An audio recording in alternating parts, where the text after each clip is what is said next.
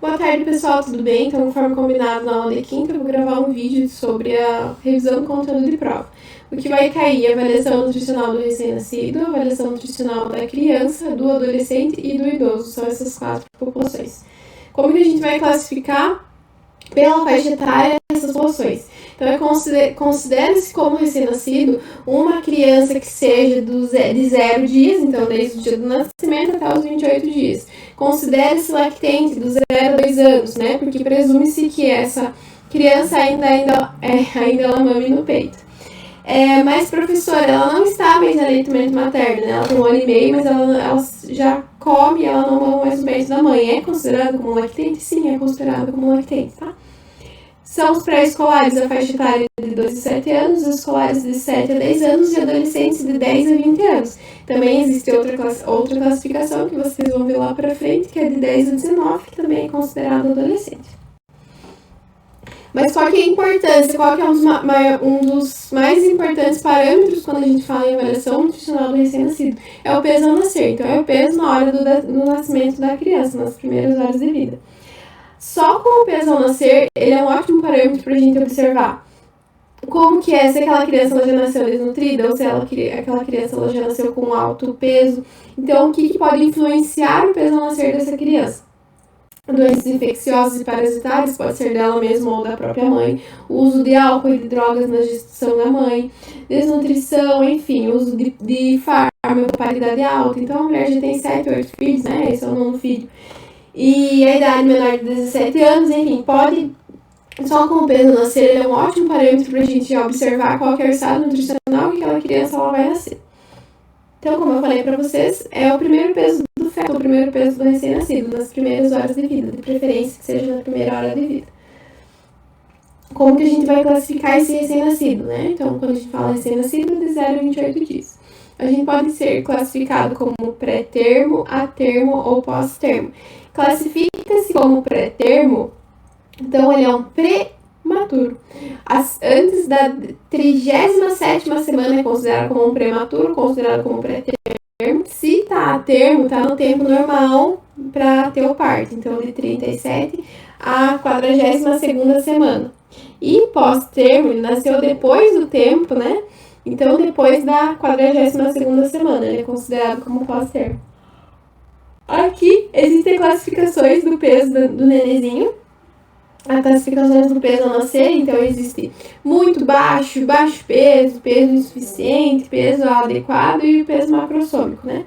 Preciso saber tudo isso, prof? Não preciso saber tudo isso a fundo, não. Só preciso saber, né, quando ele está adequado, quando ele não está inadequado. Então, obviamente, se está abaixo de baixo, se está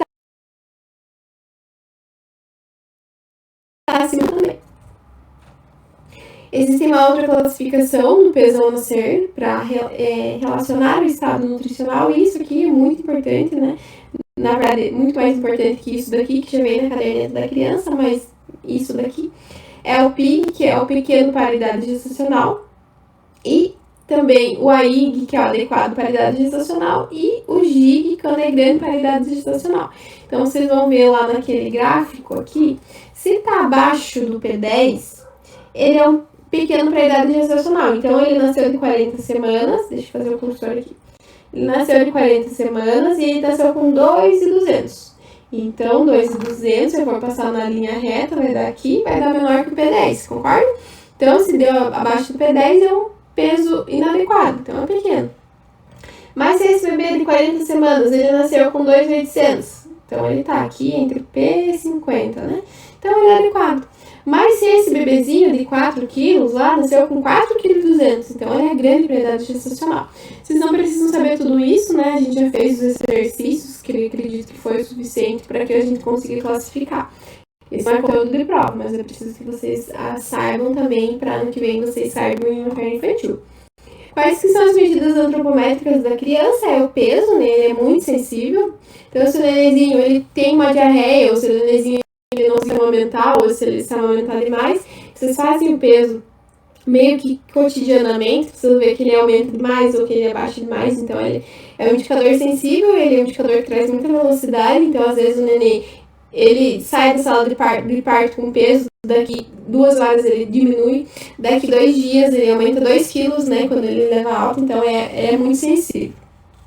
E é normal que tenha uma perda de peso nas primeiras semanas de vida, e na primeira semana de vida de 7 a 10%, porque eles nascem inchadinhos. A gente consegue fazer essa antropometria, essa aferição com a balança mecânica e com a balança digital, eu já expliquei isso para vocês na aula prática. Existe a diferença também de comprimento e de estatura, já expliquei isso para vocês na aula prática. Quando a gente fala comprimento, a gente pode dizer, então até 2 anos a gente consegue falar que ele tem tanto de comprimento.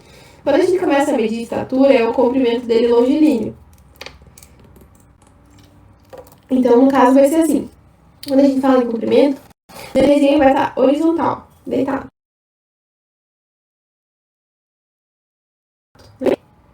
A gente fala de estatura. É importante a gente saber a estatura e a estatura, né, o comprimento do nenenzinho, para ver qual é o estado nutricional dele, se ele está crescendo e se ele está aumentando de peso, se ele tá crescendo em estatura, né? Se ele não conseguir crescer, a gente já considera como um déficit nutricional grave. Para fazer, expliquei para vocês em aula prática, a gente utiliza o estagiômetro para fazer esses decadinhos, né? Existe também o parâmetro de perímetro cefálico. Qual que é a importância? Ele é um indicador de crescimento e também é um indicador patológico, né? Quando a gente fala em microcefalia, em hidrocefalia, macrocefalia, né? Para ver o tamanho da criança, da cabeça do neném. É medido até os 2 anos de idade, assim como o comprimento da criança. E ele também é um parâmetro que pode ser substituído quando a gente não sabe a altura do neném, mas é muito difícil que aconteça isso. Então, como eu já falei para vocês, ele é um indicador patológico também, né? Principalmente quando a criança está com hidrocefalia, microcefalia, algo do gênero, para ver se a criança está com crescimento normal. Perímetro torácico. Esse perímetro torácico e o perímetro cefálico, normalmente eles têm que se manter bem iguais para a criança ela ter um desenvolvimento legal. Se está menor o perímetro torácico do que o perímetro cefálico, então aqui deu 10, né? No meu peito deu 10, na minha cabeça deu 15. Então, minha cabeça está maior que o meu peito, concorda? Então, isso significa que eu estou desnutrida se eu fosse um recém-nascido. Então, a gente utiliza para ver desnutrição energético-proteica, principalmente na questão do desenvolvimento dessas crianças. Não precisa entrar e saber a média, saber tudo certinho, né? Todos os parâmetros, eu acredito que entre muito a fundo para vocês e não é um bom indicador para a prova. Agora, a avaliação nutricional da criança. Quais que são os índices antropométricos que a gente mais utiliza em criança? Então, lembrando que quando a gente fala em antropometria, é um método direto, que é um método que quantifica numericamente, né? Então, é um método que vai me dar o quê? A gente vai aferir peso, a gente vai aferir a estatura da criança, torácico, as circunferências também, a circunferência do braço, circunferência muscular do braço. A gente não utiliza muito circunferência da cintura, né, em crianças, mas enfim, no caso dos adolescentes pode usar. Pregas, a gente utiliza bastante prega cutânea subescapular quando eles são menores, né? E também o nosso IMC, que é peso por altura dividido ao quadrado. Existem outros parâmetros por idade, estatura por idade, peso por altura, IMC por idade, né? Então, vocês só vão observar esses 4 parâmetros quando a gente fala de crianças de 0 a 5 anos. Então, é diferente a avaliação nutricional de crianças, eu preciso que tenham isso bem em mente de vocês, né? Quando a gente fala em adulto, a gente só faz IMC, a gente faz percentual de gordura, não. Quando a gente fala em criança, a gente usa todas aquelas tabelas para fazer a avaliação e a adequação nutricional dela. Vou falar um por um. Estatura para a idade, ele vai refletir o crescimento linear. Como assim, professora? Né? Então, a professora Débora tinha 10 anos, tinha 1,10 de estatura. A professora Débora tem 30 anos, tem 1,55 de estatura. Eu cresci, obviamente, né? Todo mundo cresce, a não ser que seja um idoso. Então, a minha estatura, ela foi crescendo. Agora eu não cresço mais, né? Infelizmente. Mas a minha estatura, ela foi crescendo. Então, vai refletir o crescimento linear. A criança, ela precisa crescer. E quem é mãe aqui, quem é pai de vocês, sabe que a criança, ela cresce muito rápido. Então, a estatura para a idade é basicamente para a gente ver se aquela criança, ela tá crescendo. Então, é um efeito cumulativo. Não existe uma criança que tem 1,10, daqui 2 anos ela vai ter 1 metro de altura, a não ser que seja patológico, né? Que a gente consiga observar alguma atrofia muscular, alguma doença óssea. Então, também é um bom prognóstico para a gente ver o indicador de patologia também. Se a criança ela tá muito alta para a estatura dela, pode significar um gigantismo, mas aí já sai da nossa área de ensino, né? Ou para nutricionista, que significa que a criança ela tá muito alta da idade dela. Não vai indicar déficit nutricional, nem excesso nutricional.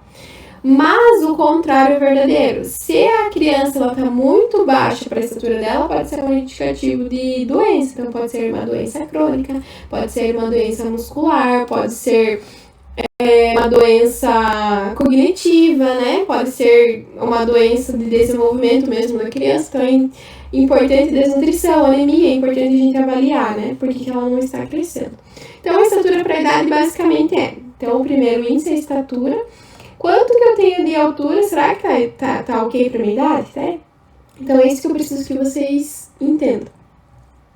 Quando a gente fala em peso para estatura, vocês pensam, eu tenho tanto de peso para minha estatura. Será que tá bom o meu peso para estatura? Basicamente, a gente faz isso no IMC, né? Só porque o IMC a gente multiplica o quadrado da estatura.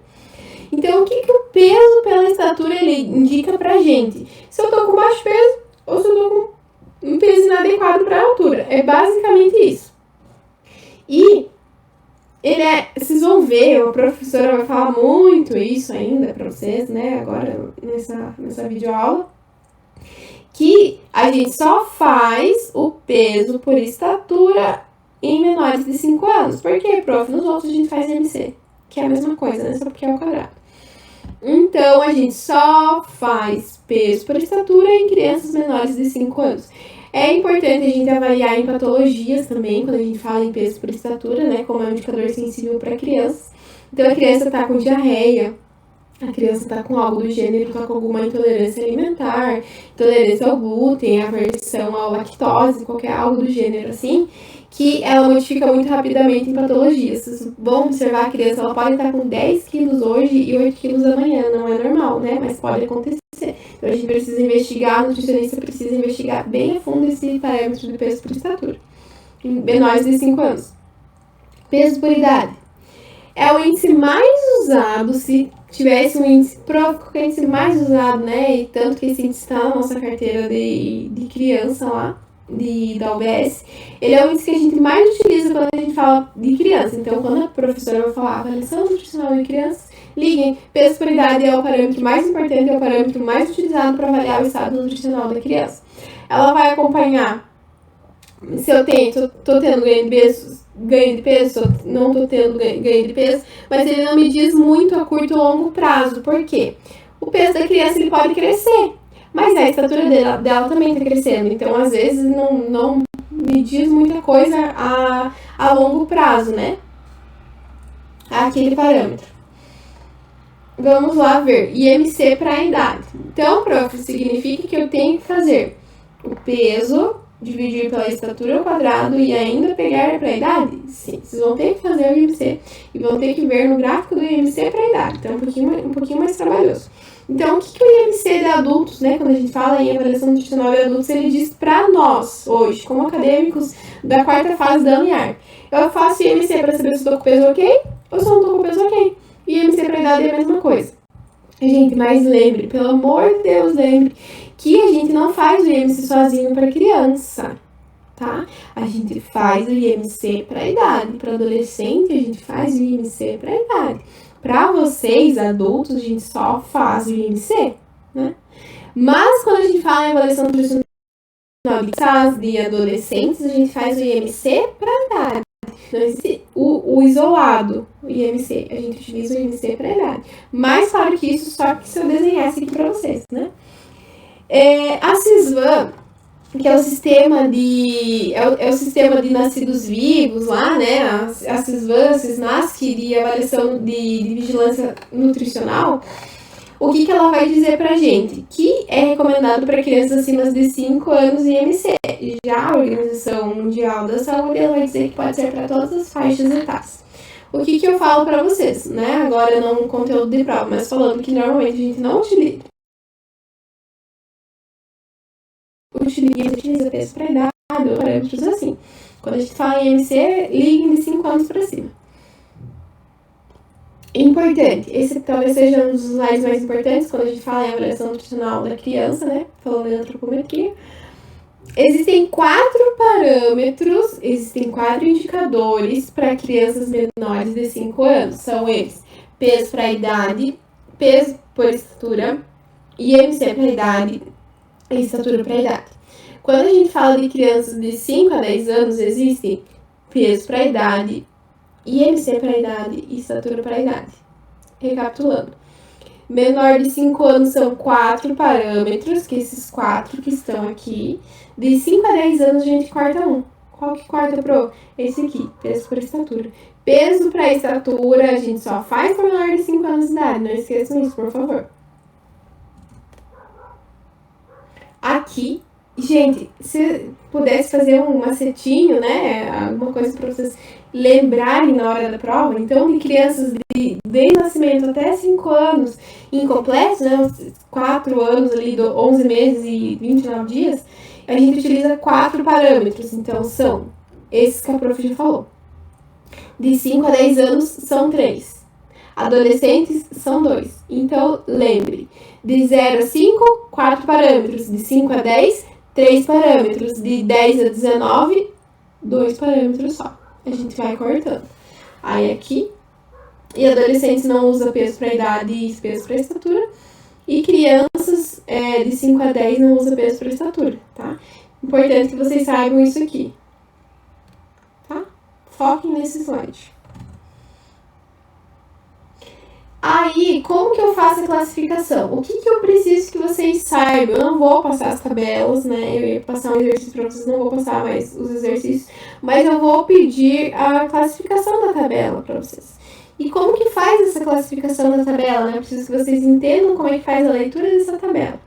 Então, aqui vai ter todos os índices antropométricos de 0 a 5, que são 4, de 5 a 10, que são 3. E estão em tabelas de percentil e score Z. O que é percentil e score Z, prof? Eu não lembro, né? Então, quando a gente fala em percentil e score Z, é a média da população mundial. Então, eles fizeram uma média, assim como eles fazem em IBGE, a nível Brasil, mas eles fizeram um estudo a nível mundial para observar. Então, a maioria da população é isso, a minoria é isso, né? Então, a gente consegue classificar. Se o percentil... Eu utilizei o percentil com vocês, né, para ficar mais fácil. Se o percentil está abaixo de 0,1, tá lá para baixo, vocês vão ver que é sempre baixo. Então, ele vai me indicar uma carência, vai me indicar um déficit. É baixo para estatura, é magro demais, é tudo déficit, né? Muito baixo, muito magro, magreza acentuada, baixa estatura para idade, tudo baixa estatura. Baixa estatura, baixo peso, tudo baixo. Se ele tá entre aqui 15 e 85, né, até 97, vocês vão ver que tá adequado, né? Então, ele é a média da população mundial, tá? Peso tá adequado, altura tá adequado, tudo tá adequado. Se o máximo também é verdadeiro aqui, ó. Se o percentil ele tá muito lá pra cima, ele tá acima de 99, é peso elevado, é tudo elevado. A única coisa que tem, que vocês vão ver lá, que é a estatura. Não existe estatura elevada pra... Vocês vão ver que não existe estatura elevada, tá? Então, vocês vão ver lá.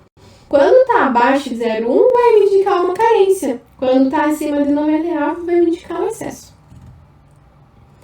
E como que eu faço a leitura, então, professora? Então, digamos, a Jéssica tem 7 meses, 7 anos e 3 meses. Então, eu vou pegar aqui.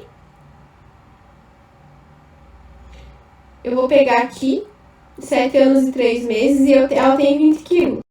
Então, eu vou passar uma linha aqui e tá aqui nesse amarelinho. Então, macete pra vocês. Se tá nos amarelinhos e tá entre os amarelinhos e tá entre o verde, né? É adequado. A Jéssica tem 7 anos e 3 meses e tem 15 quilos. Tá aqui. Abaixo de 3, a gente sabe que ela não tá com o peso adequado, né? Digamos, o Felipe tem 7 anos e 3 meses e tá com 40 quilos. Se eu passar uma linha aqui, ele vai bater lá no vermelho. O vermelho é o máximo, 97. A gente já sabe que o peso não tá adequado. Lembrando que a gente utiliza o azul para menininhos e rosa para menininhos. Então, vamos recapitular. Abaixo do P3 indica uma carência. Peso inadequado, estatura inadequada, tudo inadequado. Se bate aqui acima do 97, esse ele vai me dar um excesso. Vamos dar um outro exemplo ali. É um menino, né? Então vamos achar o nome do menino. O Juan tem 9 anos. Então eu vou no 9 aqui no eixo X, horizontal. O Juan tem 30 quilos. Então eu vou passar uma linha aqui no 30, ó. 30. Tá no 85. Eu sei que tá adequado, mas se vocês quiserem confirmar, vocês vão aqui, ó. Peso pra idade, 85. Peso adequado pra idade. É bem fácil. Só que eu preciso que vocês façam essa ligação, ó. 9 anos e 6 meses. Aí deu 30 quilos, de novo. 30 quilos deu aqui. Se eu for reto aqui, ele bateu na linha verde, ele tá mais próximo da linha verde, né? O P50, vocês vão ver. Só de vivência a gente sabe, o P50 adequado, peso adequado. Tem que fazer em casa aqueles exercícios que a prof passou. Quando a gente fala em exame físico, a gente precisa observar também as crianças ali, o cabelo, né? Pra ver se não tem queda de cabelo, enfim, os olhos, pra ver se não tá com olhos no fundo, pra ver sinais de violência, alguma coisa desse gênero pra gente observar também, não ficar só se ligando no antropometria. Inquéritos alimentares. Quando a gente fala em inquéritos alimentares, normalmente a gente utiliza 2 parâmetros ou mais parâmetros. Nunca a gente faz só a frequência, só o recordatório, só o diário alimentar. Lembrando que a frequência alimentar, onde você vai colocar quantas vezes na semana você faz aquela refeição. Então, arroz, como todo dia, arroz 2 vezes por semana, feijão 1 vez por mês, né? Então, é só isso que ele vai me marcar. Importante, quando a gente fala em frequência alimentar, que a frequência alimentar, ela não dá, quantifica exato, não quantifica nada exato, na verdade, né? Só vai me dar a quantidade de vezes que eu como aquilo, mas ela não vai me dar micronutrientes. Então, eu não sei quanto que o Jorge, lá de 2 anos, ele come de cálcio, né? Quanto ele come de selênio, enfim, molibdênio, a gente não sabe a questão de micronutrientes. Então, é importante que vocês saibam que a frequência alimentar, ela não me dá um parâmetro exato, ela não me dá comparativo de micronutrientes. Qual que vai me dar comparativo de micronutrientes? Bem certinho, é o diário alimentar, né? O pesado mesmo, né? O dia alimentar que eles pesam na balança. O diário de 3 dias, o diário de 5 dias. E o recordatório de 24 horas, ele vai me dar o dia usual do indivíduo. Normalmente, quando a gente faz em criança, a gente utiliza 2 parâmetros, como eu já falei. Então, a gente utiliza frequência mais o recordatório, frequência mais o diário, diário mais o recordatório. Algo do gênero, porque sempre a gente nunca fica só em um, a gente sempre fica em 2 ou mais. Ele deve ser respondido pelos pais, nunca pelas crianças, né? As crianças têm que estar do lado dos pais, mas também para que eles respondam os inquéritos alimentares é necessário que tenha a ética nutricional, que é a ética do profissional nutricionista. Então a gente não pode realizar inquéritos, a gente não pode realizar antropometria ou algo do gênero se não tiver autorização dos pais e responsável assinado. Tá. E agora falando um pouco dos adolescentes, eu vou focar só no que vai cair na prova, né? Então, como vocês sabem, adolescente pode ser classificado de 10 a 19 ou de 10 a 20, depende da classificação. A gente utiliza mais de 10 a 19 e 10 a 20. É uma fase intensa de alterações morfológicas, e então vai ter o aumento das mamas, vai ter anatomicamente falando, né? Então, os homens vai ter aumento do pênis, aumento dos testículos, vai ter alterações fisiológicas e endócrinas ali, né? As glândulas hormonais, vai ter alterações psicológicas e bem, né? Alguns adolescentes são bem graves, alterações psicológicas, transtornos do humor. Vai ter modificações sociais intensas, mas isso aí a gente já sabe, né? Só para contextualização. Na fase da adolescência é a fase que mais tem um rápido crescimento. E existe o estirão pubertário, então onde os meninos crescem demasiadamente. As meninas e os meninos, elas têm essa modificação na composição corporal, esse desenvolvimento das glândulas, o desenvolvimento dos caracteres sexuais secundários, enfim. Só para contextualizar mesmo para vocês, né? Quando a gente fala em avaliação clínica, é preciso, professora, o adolescente tem 15 anos, perguntinho, né? O adolescente tem 15 anos, mas ele já é super autônomo, ele mora sozinho, enfim, eu quero fazer uma avaliação clínica com ele. Se eu não tiver autorização dos pais, eu não posso, por direito menor, tá? Então existe esse porém. Os pais, obviamente, não precisam estar junto dentro da sala de consulta nutricional, mas também eles precisam ter essa assinatura, senão é a mesma coisa que acontece em crianças e recém-nascidos. Se não tiver autorização, por ser de menor, a gente não pode fazer, questão ética nutricional. É necessário, quando a gente vai fazer a anamnese nutricional desse paciente, observar questão de apetite que aumenta demais, aversões alimentares, como que está a ingestão hídrica, como que está o hábito intestinal, enfim. E é necessário a gente perguntar também qual que é o motivo da consulta. Normalmente, ou ele tem um excesso de peso, tem uma obesidade, está desnutrido, ele nunca procura uma nutricionista, só em casos de hipertrofia muscular mesmo, assim, lá pelos 17 anos, quando eles são atróficos. Normalmente, ou eles são muito obesos ou eles são muito desnutridos, né? Os adolescentes, eles procuram as nutricionistas nos excessos, normalmente. Importante, quando a gente pode solicitar avaliação bioquímica, prof, mas você não falou nada de avaliação bioquímica lá nos recém-nascidos e não falou nas crianças também.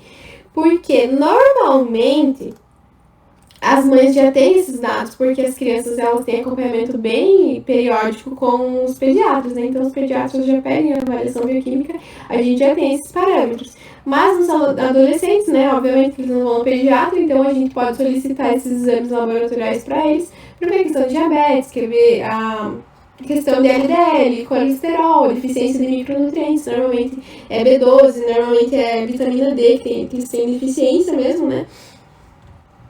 Vamos lá ver a avaliação do consumo alimentar, então, dos inquéritos alimentares. Como eu falei para vocês, sempre utilizem dois.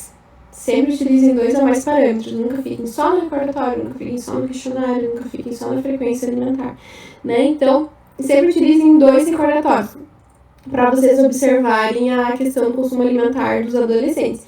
Aqui existem alguns poréns na questão da avaliação do consumo alimentar de adolescentes, que são a questão da a omissão de dados, né? Que eles podem, talvez, não contar para vocês. Então, é necessário avaliar bem esse consumo alimentar para, posteriormente, fazer o planejamento alimentar dietético direitinho.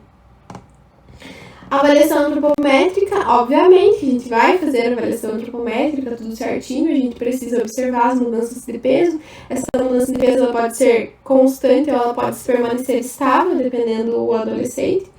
E a gente precisa conhecer qual que é a maturação sexual.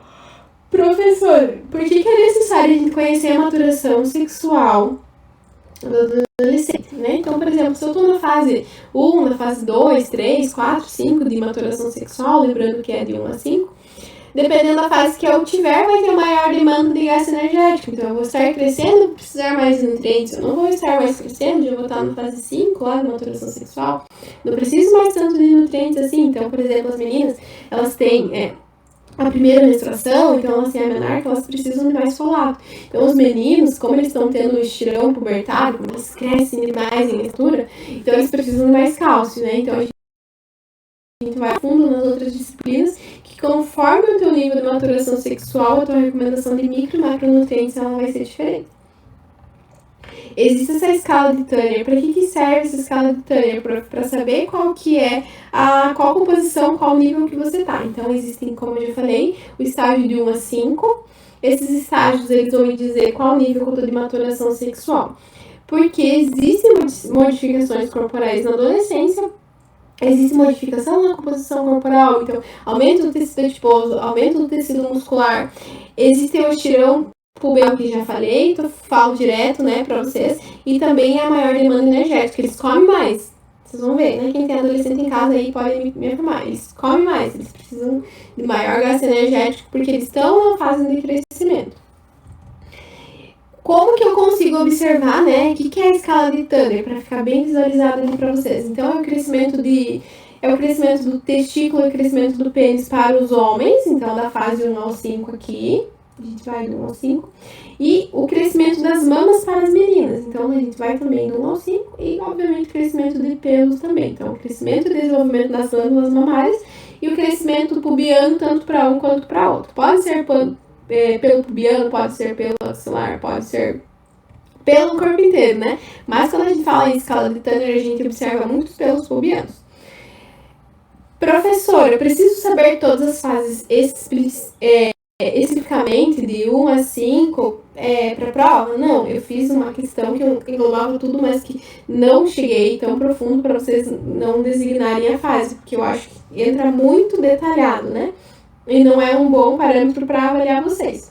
Mas eu preciso que vocês saibam, né, que a escala de Tanner ele é utilizado para essa modificação e essa composição corporal. E quando eles estão nas fases iniciais ali do período de transição de criança para adolescente, o ganho de peso é normal, preciso que vocês entendam isso. Quando eles estão entrando na adolescência, eles vão ter maior tecido adiposo, então principalmente vindo das glândulas mamárias, né? As meninas, eles vão ter maior tecido adiposo, eles vão ter maior massa muscular também. E lá no final, nas últimas fases, que quando cessa essas fases, que pode ser que tenha o desenvolvimento da obesidade, porque eles não estão mais crescendo, se continuarem de uma forma que eles comiam, eles podem ter questão da obesidade e do grande peso, que eles não crescem nem em estatura mais. Importante nesse slide aqui, que quando a gente fala em escala de Tanner, eles têm um maior ganho de tecido adiposo, sim, tanto menino quanto menina, e também tem um maior ganho de tecido muscular. O contrário não é verdadeiro, né? Quando a gente fala assim, professora, eu tô na escala de Tanner na fase 4, tenho perda de tecido adiposo e tenho ganho de tecido muscular. Não, é somente ganho, né? Ganho de tecido adiposo e ganho de tecido muscular. Não existe escala de Tanner onde eu tenho perda de tecido adiposo, e não existe escala de Tanner onde eu tenho perda de tecido muscular. É somente ganho quando a gente fala em escala de Tanner em fase de estirão pubertário. Aqui eu coloquei uma imagem para exemplificar para vocês quando a gente fala em maturação sexual, então para vocês relacionarem, né, questão de estrias, desenvolvimento de estrias nos meninos e nas meninas também, os inícios e sinais e sintomas de espinhas na adolescência. E na fase 5, já falei, finaliza a maturação sexual, eles já vão estar entrando ali na fase adulta e podem engordar, né? Porque eles não vão ter mais tanta demanda energética quando eles estavam precisando para fazer todo aquele crescimento, todo aquele processo fisiológico e anatômico do corpo.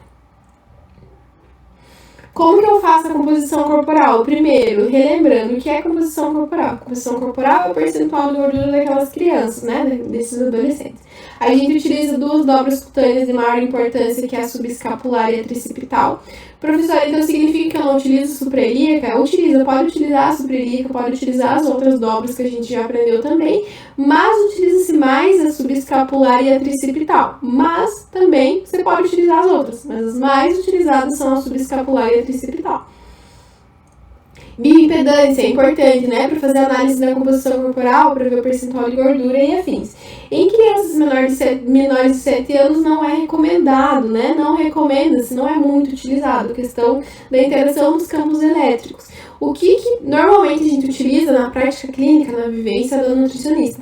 A gente só faz análise de bioimpedância em mulheres que já menstruaram, nos meninos que já tiveram o crescimento dos pelos pubianos ou já tiveram o desenvolvimento do pênis e o desenvolvimento do testículo. Somente na puberdade, né? Falando mais em português que vocês entendam, né? Somente na puberdade que a gente faz a bioimpedância.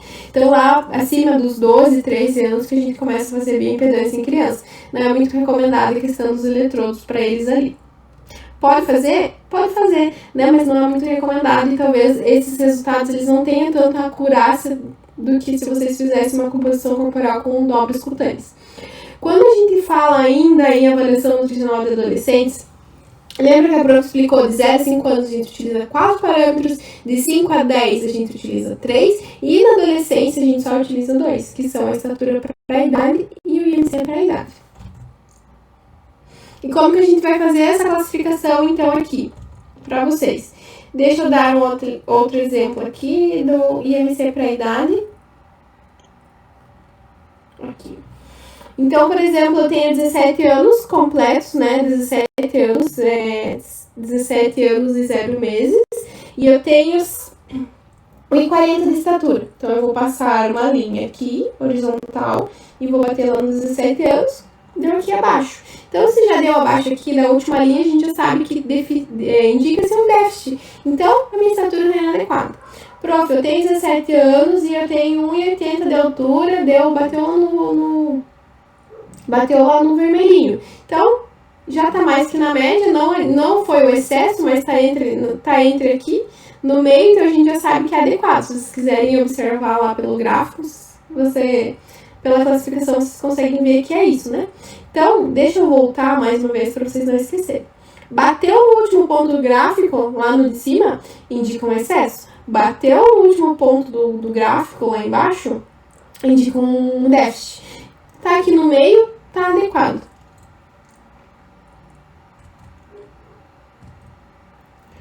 Agora, para finalizar, a avaliação nutricional do idoso. Então, a gente considera pela Organização Mundial da Saúde que o paciente é idoso no Brasil, acima de 60 anos de idade.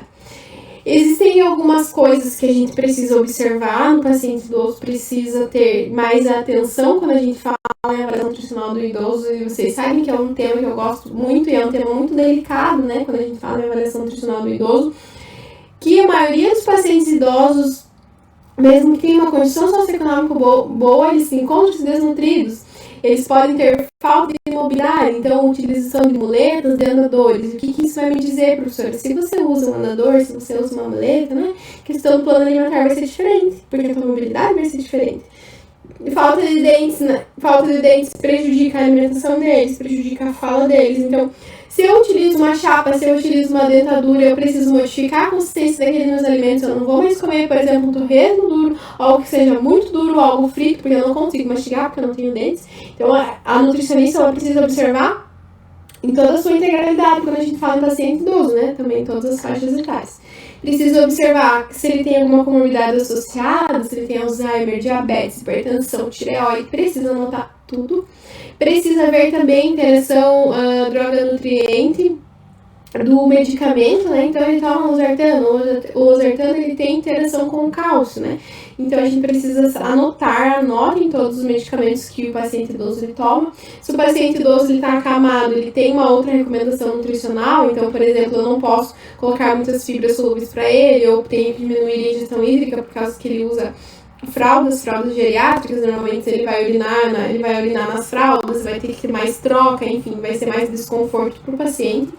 Importante a questão da sarcopenia, né? Então, eu já vou falar mais pra cima da sarcopenia e é muito importante, vai cair na prova. Sarcopenia é um dos assuntos mais importantes que hoje eu passei aqui pra vocês. Xerostomia, quando a gente fala xerostomia, é a falta de produção de glândulas salivares. Então, é aquela boca seca, né? Quando uma imagem que vocês vão observar na minha aula de dietoterapia, é aquela língua seca, rachada. Então, eles não têm mais tantas glândulas salivares, vai ter diminuição da secreção dessas glândulas e vão ter essa boca seca. Se eles têm diminuição dessa boca seca, a gente vai modificar a consistência alimentar. Então, a gente não vai poder colocar um bolo para ele fubá, por exemplo, né? Então, a gente vai ter que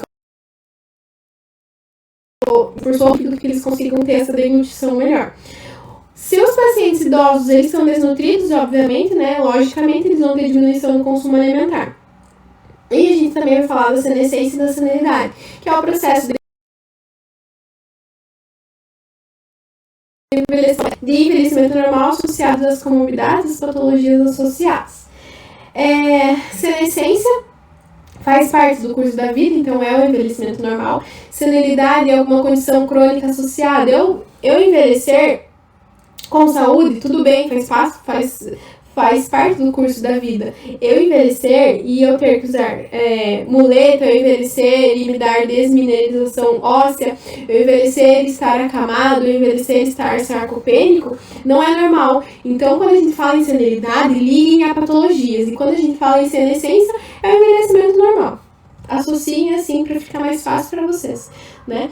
Então, senescência com envelhecimento normal, o que acontece durante o curso do envelhecimento, né?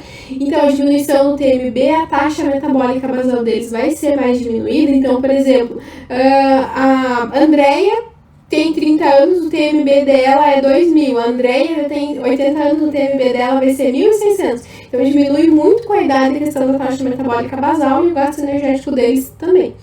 Pode ter, né? Vai ter alterações orais e gastrointestinais, anatômicas e fisiológicas do processo de envelhecimento, é normal.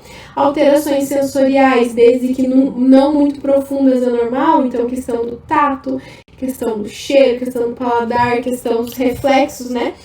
Eles podem ter, mas, claro, que se não for com muito progresso, que é considerado normal.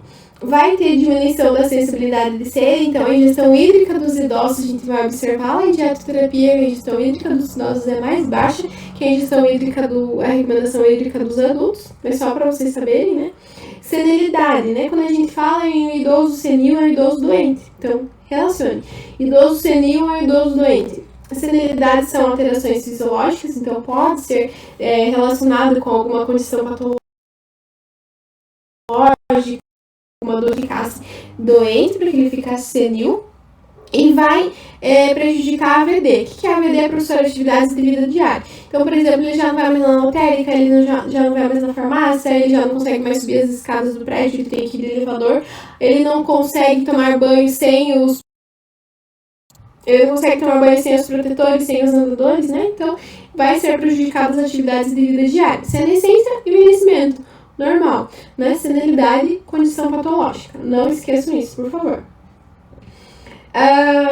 É importante, né? Mas isso aqui não é tão importante para a prova, mas é importante para a avaliação nutricional do idoso, né? Quando a gente fala onde que ele mora, onde que ele reside, se ele está dentro de uma casa de repouso, se ele está dentro de um asilo, se ele mora com os filhos, né? Se ele utiliza fralda, se ele utiliza sonda, como que está a saúde oral dele. Então, tudo isso é preciso a gente observar e se atentar e anotar. Quando a gente fala em sarcopenia, é uma síndrome geriátrica progressiva, né? Então, quando a prof fala em anorexia, é a perda, é emagrecimento rápido, enfim, né? A perda de massa muscular. Quando eu falo em sarcopenia, pode ver que tem as últimas denominações ali, o sufixo, né? Então, o que é a sarcopenia? É a perda de massa muscular, é a perda de tecido adiposo e a perda da função muscular. Então, não obstante você somente emagrecer, somente desnutrir, você está perdendo a tua massa muscular e você está perdendo a tua força muscular. Relembrando, quando a gente fala em sarcopenia, é uma síndrome, então são várias coisas relacionadas. Ele não está único e exclusivamente desnutrido, ele não está único e exclusivamente com perda de peso, né? Ele está sarcopênico quando ele tem perda de força muscular, ele tem perda da função muscular, ele tem perda de tecido adiposo, né? Então ele está emagrecido, mas ele perdeu músculo, ele está emagrecido, mas ele perdeu a força muscular. E como que eu faço? Eu expliquei isso para vocês na quinta-feira. Qual que é o parâmetro, qual que é o método que eu utilizo para fazer essa força muscular? Para fazer essa medição da força muscular. O nome do aparelho que a gente utiliza no hospital, também em consultas home care domiciliares, chamado dinamômetro, ou também chamado de força de tensão palmar. Basicamente vai ser assim, é um aparelho onde você vai colocar e vai apertar, para ver como está a tua força muscular. É só isso. A gente utiliza muito em casas de repouso, a gente utiliza muito em hospitais o dinamômetro. A gente vai fazer esse exame para fazer a força muscular. Se eu fosse vocês, eu anotava isso porque isso é importante. Quais que são as causas da sarcopenia em idosos? Inúmeras, né? Inúmeras. Declínio neurológico pode ocasionar, então, uma doença neurodegenerativa, uma esclerose, um Parkinson, um acidente vascular encefálico, alterações hormonais mesmo decorrentes da idade, ativação das vias inflamatórias, das citocinas inflamatórias, declínio nas atividades físicas, o idoso ele fica sedentário, né? Mais normal, é comum a gente observar. Conforme vai passando os anos, as pessoas elas vão ficando mais sedentárias, então pode ter atrofia, pode ter o sedentarismo mesmo, então a diminuição da função muscular. Uma doença crônica, então diabetes, colesterol, ou uma malnutrição, desnutridos pela falta de alimentação. Como que eu faço essa avaliação antropométrica dos idosos, né? Então, já falei para vocês, mas vou repetir, é normal os idosos, eles terem declínio na estatura. Então, vocês vão ver, mas a minha avó, professora, ela tinha 1,60, agora ela tem 1,55, ela diminuiu? Sim, eles diminuem, né, de estatura, eu já expliquei isso para vocês. Por quê? Pode ocorrer achatamento das vértebras, redução dos discos vertebrais, escolioses, né? Então, na impossibilidade de você medir a estatura daquele idoso, porque ele pode estar acamado ou não, ele pode estar em coma ou não, a gente faz as fórmulas de estimativas, que são elas, já falei, mas vou repetir, a altura do joelho, que é a equação de Schunleia. A equação de Schunleia utiliza a altura do joelho para fazer essa estimativa. A gente pode utilizar a envergadura e semi-envergadura, já expliquei para vocês na aula prática como que a gente faz a envergadura e semi-envergadura, e também pode utilizar com menos frequência, mas a gente pode utilizar a altura recumbente ou também a estatura recumbente. O que é altura recumbente? Estatura recumbente quando a gente faz a medida pelo lençol. Vocês lembram que eu expliquei para vocês que a gente faz a medida no lençol?